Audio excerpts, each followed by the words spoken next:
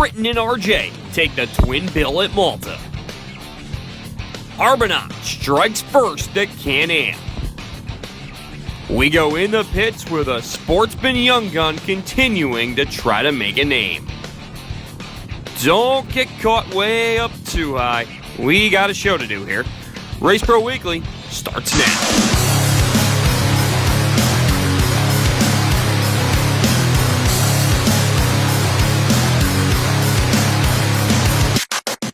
Hello and welcome to this week's edition of Race Pro Weekly. I'm your host, Mike Warren.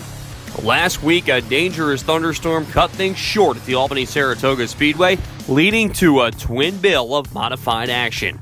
Let's head to feature number one in our opening highlight, brought to you by Landho Maintenance. Before we get to that modified feature, we look at some sportsman action. David Schilling gets passed by Connor Cleveland, goes off the banking, but would settle for a top three after a caution bailed him out a little bit. Chris Johnson would pick up the win in the feature event. In the modified feature, Jesse Mueller takes the early race lead in the held over 35-lap feature event. RJ going to that number 2 spot, and he would waste no time getting the pressure on the 19 machine as he would follow him down the back straightaway. Matt DiLorenzo would be on the move in the early going of this feature event, trying to go around Elmo Reckner for third, then sliding underneath the 2 RJ for second, going down the back straightaway. Keith Flack, Kenny Tremont, Peter Britton, the defending champion, trying to work their way up through the field along with the Jersey Jet Brett Hearn, as Britton showing he's still got what it takes, getting by Reckner and cracking the top 5 here in the early going. Brett Hearn wasn't going away though either, as he would try to pull even with the defending champ up through turn number 3 and 4. But as this happens, here's Matty D trying to make a bid for the race lead on the inside of Mueller, going through turn number 3 and 4. That time he looked to get in front of him. Max McLaughlin in the field trying to work his way up toward the front as Don Madison would bring out the caution, and off the restart, 3 wide for the race lead, but Mueller would hold strong as RJ gets back into the number 2 spot. Meanwhile, Brett Hearn would slide in front of Peter Britton as he'd move up a position. Here comes Mark Johnson trying to work his way up through the field, and as that happens, Max McLaughlin goes up and over as Keith Flack has a little trouble inside the car, as looked like the 43 was on fire during this point. Max and Keith would both be okay. Off the restart, here's where the battle would continue. Ronnie Johnson goes to the race lead on the inside lane, and here's Matt DiLorenzo trying to battle back on the inside of Mueller. 3-wide battle for the number 2 spot. Matty D would get the position away.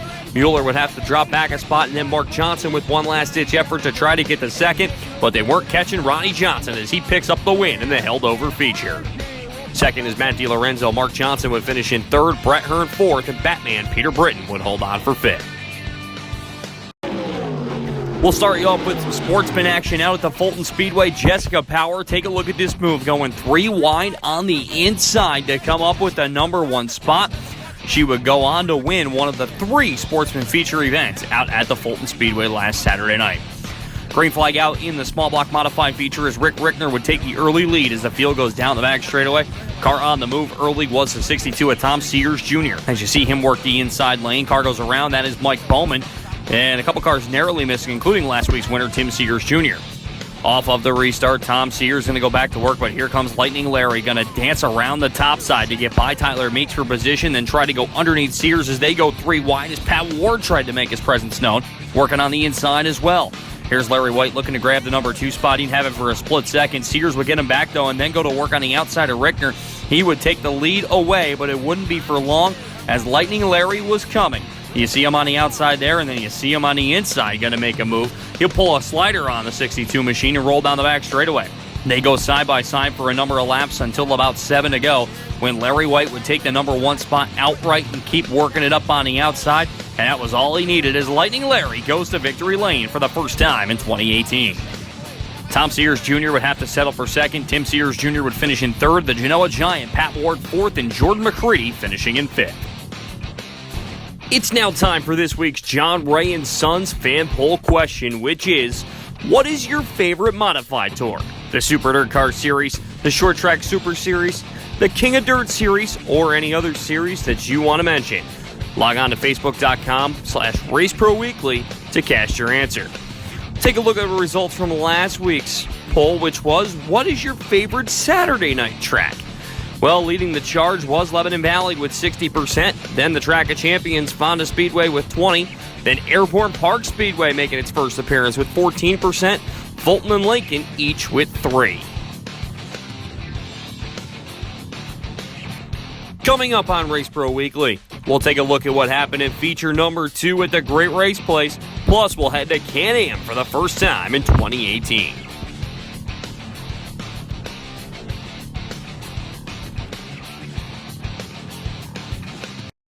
World of Outlaws Craftsman Sprint Cars. 40 years of the greatest show on dirt. They're coming.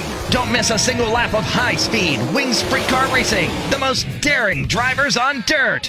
For the first time in 15 years, the World of Outlaws Craftsman Sprint Cars are coming to Design for Vision Sunglass Central Speedway at Bridgeport. Tuesday, May 22nd. Sweetsboro, New Jersey. Tickets are on sale now at worldofoutlaws.com. That's worldofoutlaws.com.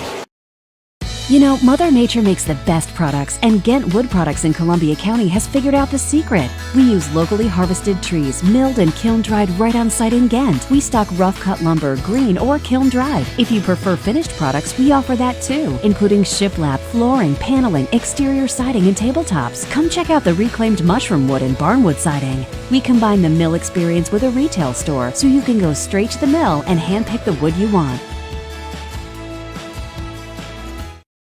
There's only one place in the Capital Region for you to get the full racing action. Stop down at the Bobco video booth at the track or call 518-399-0937. Bobco Racing Video, the next best thing to being there. Hi, I'm Eric Pope, General Manager of John Ray & Sons. We're proud to be offering Bryant heating and air conditioning systems. Just like us, Bryant has been delivering home comfort solutions for more than a century. Call today for a free consultation and save up to $875 with Bryant bonus rebates. I'm Michael Laporte, Service Manager. From sales to service, our goal is to keep you comfortable, whatever it takes. Ductless AC is a perfect solution for homes without ductwork, new additions, or anywhere you need cool relief. Call or visit johnray.com today. Welcome back to Race Pro Weekly as we take our first trip to Can-Am Speedway for their 358 modified feature event. The Flying Squirrel, Rocky Warner, would lead the field to the green flag along with Jordan McCready up on the outside lane. Rocky would take the early race lead, but it wouldn't be long till McCready would get him down the backstretch. Rocky trying to get back. Ryan Arbonneau right behind him trying to fight for position. As you see that R70 car trying to move into the number 2 spot. Gives him a little bit of a nudge up off of turn number 2 that allows Billy Dunn to come by as the caution will come out. That is when Arbonneau would make his move, going to the inside off the restart, as he would grab the number 1 spot away from Jordan McCready, working it up into turn number 1 and 2. McCready would slip back about 5 car lengths behind the driver of the R70 machine, and as that happens, Tyler Trump gets into the back of Scott Webb as they both get tangled up and go around in turn number 2, bringing out the yellow once again. That allows Billy Dunn to start working his way up through the field as he tries to push past the number 1, Rocky Warner, down the front straightaway as he would move into that number 3 spot. Dunn trying to work his way up through the field. Here's Scott Webb trying to work his way back up after the incident. He's trying to make a move on the inside lane. Trump there as well. Then we got a battle for the number 2 spot. And here's Billy Dunn fighting to the inside of Jordan McCready for position. And he would grab that number 2 spot away and try to run down the R70 of Arbonneau. Field trying to work its way up through the field as Trump and Webb right together once again as they fight for position. Rocky Warner trying to stay into the top 5. Tyler Meeks right there on the inside trying to get him for position as well off of turn number 4.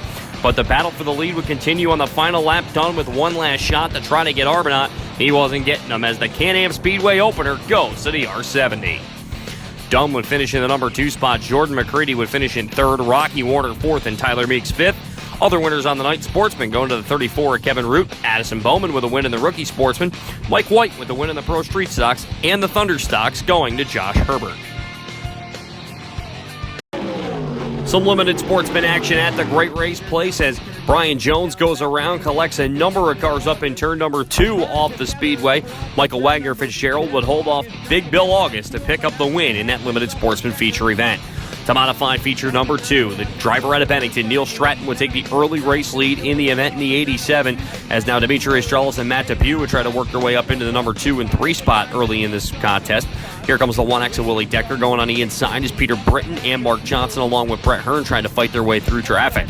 Elmo Rector trying to get his way through, and he kind of used the 20 a little bit up in turn number 2, tried to get by him. But as this happens, Keith Flack might have been the best car on the racetrack in the first half as he would get by Depew on the inside lane, as you see through turn number 3 and 4 this time, then try to go to work and try to run down the 87 as he would try to do it in lap traffic. And Flack, take a look at this move as he goes to the outside using the 14 of C.G. Borey as a pickup off the corner.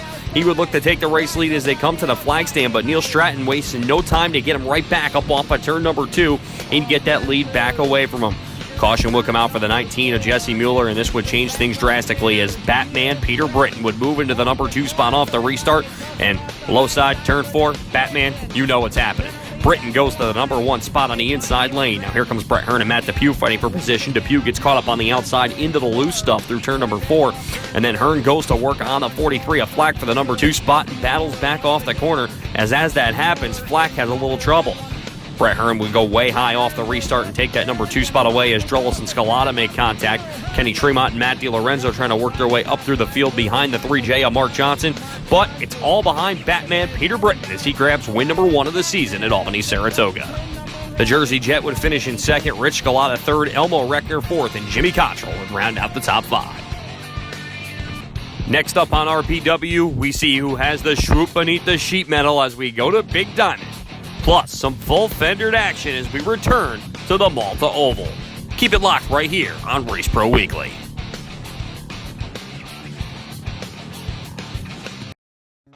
Reputable. Reliable. Results. That's what you get when you call Rick and the professionals at RCT Roofing. Quality service at fair prices. RCT gets the job done. Just like Nick Stone and the RCT Pro Stock. RCT Roofing, we've got you covered. Northeast Pest Control, how may I help you? Hi, I have pests and I need service fast. I'll be right there.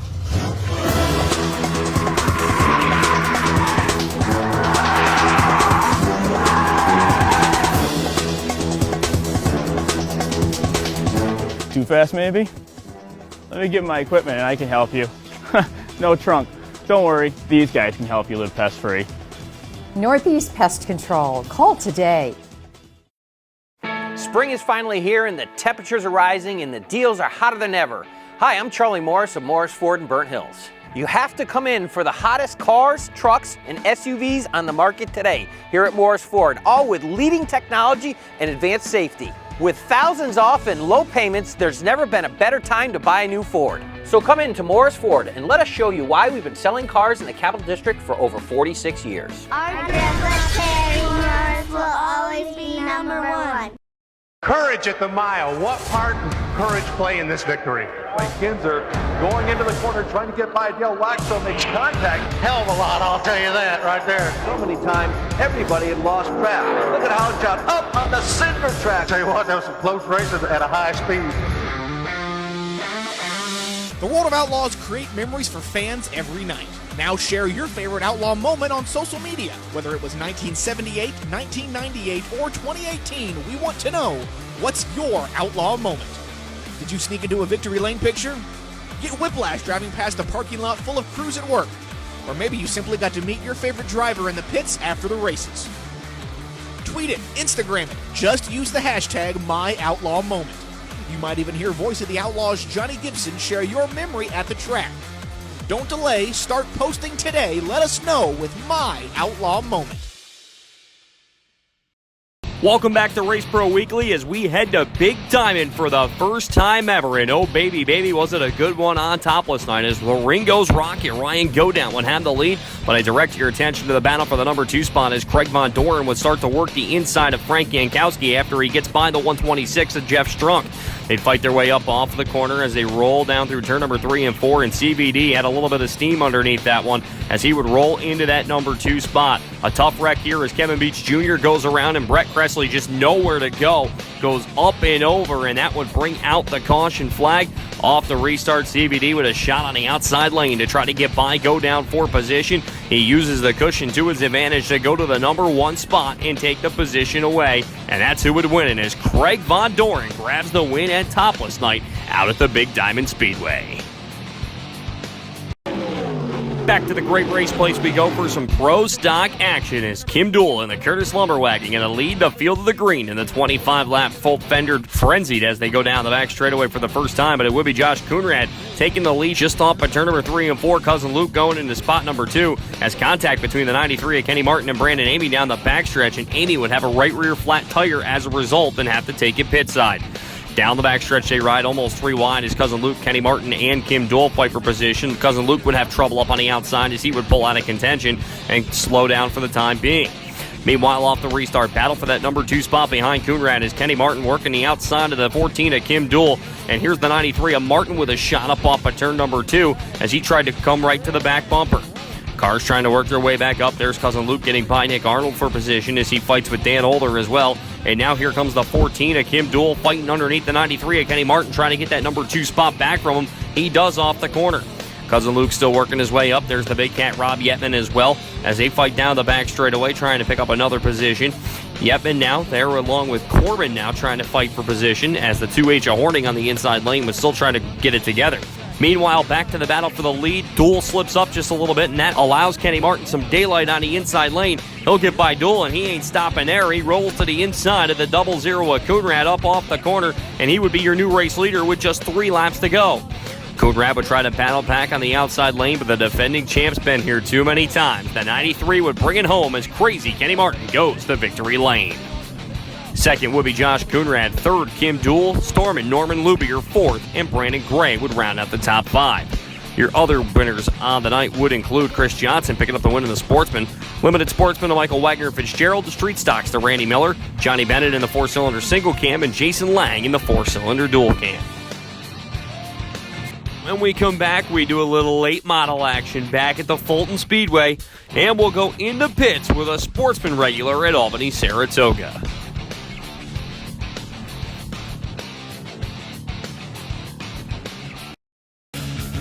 Performance, quality, service. That's DMC Racing Products. Hundreds of name brand parts, competitive prices. That's DMC. DMC Racing Products. Race to win.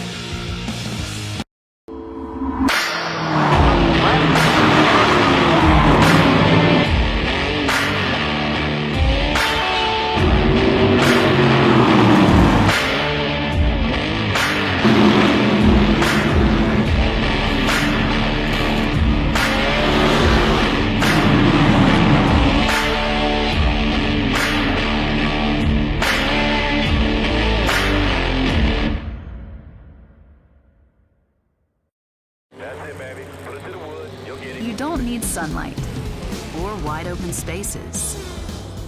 You don't need 4 wheels. Actually, you don't need any wheels. You don't need a lot of time. You don't even need gravity.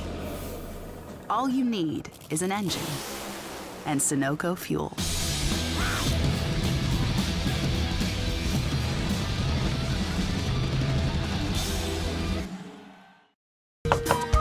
I'm Brian from 1-800-GOT-JUNK. This is my main man, Tom, and my other main man, Tom. You never know how much junk you've got until you move. Point to something you wish would disappear. Would it be possible to... It's gone! All you have to do is point.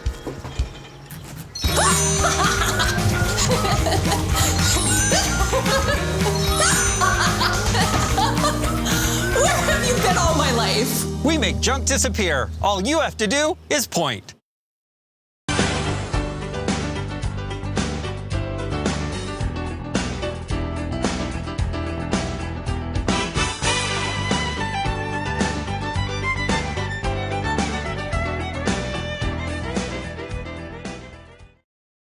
If you are a tracker series that would like to be highlighted on Race Pro Weekly, email us at show@raceproweekly.com. Welcome back to Race Pro Weekly. Some more sportsman action, and oh boy, that ain't good. That ain't good at all. Anyway, we go back to it as Jackson Gill will pick up the win in a second sportsman feature event. Meanwhile, we go to the late models as working it up off the corner will be Brett Belden for that number 1 spot. Here comes A.J. Kingsley trying to make a move on the inside for second. Chad Holman in there as well as he would go to the inside and take spot number 2 away, getting by Kingsley up off the corner and keeping the spot from him. But it would be Kevin Cook that would take the race lead away, sliding under Holman for that number 1 spot as he continues to work down the front stretch. Holman trying to make a move back up high. Here's Belden, one last shot in the number 2 spot, but Kevin Cook will go on as he picks up the win in the late models. Second would be Brett Belden. Chad Holman would finish in third. Jason Parker's fourth, and A.J. Kingsley would round out the top 5. Sportsman number 1 would go to Tyler Thompson. Sportsman number 2 and 3, as you saw both of them, go to Jackson Gill and Jessica Power. And our novice sportsman goes to Tyler Murray. For the past few years, Connor Cleveland has become a mainstay in the sportsman division.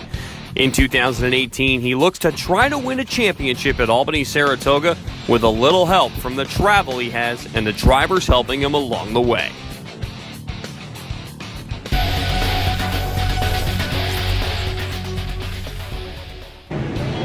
Connor, early in the season here, what are the goals for the team in 2018? We just like to get a track championship here. We finished second twice, 2 years in a row for the points, so we're hoping to finally get the championship here. We're running the Wii Sports Series, so we're hoping to get a good run there. And we finished third in points the last time we ran the series there, so we're hoping to win that championship too. And we're still contemplating running the King of Dirt, but hopefully we can get another championship in that as well. Running the King of Dirt Series, you get to visit a lot of different racetracks. Does that help you mature as a driver, you think? Yeah, definitely. Visiting different tracks. It helps you see different track changes, different track types, slick, tacky, helps you adjust the cars in different ways. So yeah, it definitely helps in the way that I've grown over the 7 years. I was lucky enough to travel to numerous 30, 40 different tracks. So I think it's definitely helped us a lot in our practice to feature setup in the car. What made you decide to get into sportsman racing? I raced go-karts for like 5 or 6 years. We did WK Nationals. We won a championship in that. We did a bunch of races in Pennsylvania, PDS Story. I just accomplished everything in go-karts. And one day I just asked my dad if we could move up, try something new. And we live close to here, so I never actually came to watch here, but we knew about the sportsman class and stuff. So we decided to buy one of these, and we got hooked up with Ronnie in the beginning. We had a really great first season, so I just wanted to do something different. You talked about Ronnie Johnson. He or any other drivers help you along the way here? Ronnie helped me a lot in the first couple of years when I bought a TO from him. After that, I switched to Troyers. I got hooked up with Billy. Billy's helped me a lot. Anytime I got to call him, ask me a question about the races, he always answers. I got Peter Britt right next to us now here. I could ask Peter anything. He'll help me out. If I got to borrow something or I break down, they're always a helping hand. But everyone at the Troyer staff, everyone there, they're all great people. If you need help in any way, they're there to help. Definitely, Peter helps out a lot. It's now time for this week's NISCA Performer of the Week. And with this win at Albany Saratoga, complemented by a win at Land of Legends Raceway, it goes to none other than Batman Peter Britton. Britton is now eligible for the Performer of the Year award given out at the end of the season. That's all for this week's show. For the latest news, results, and photos, check out Race Pro Weekly online at www.raceproweekly.com and be sure to follow us on Facebook, Twitter, YouTube, and Instagram. So for myself, Bobby Chalmers, Fast Eddie, Scott Morlock, Amber Chalmers, and everyone that helps put Race Pro Weekly together, thank you for watching this week's episode, and we'll see you next time.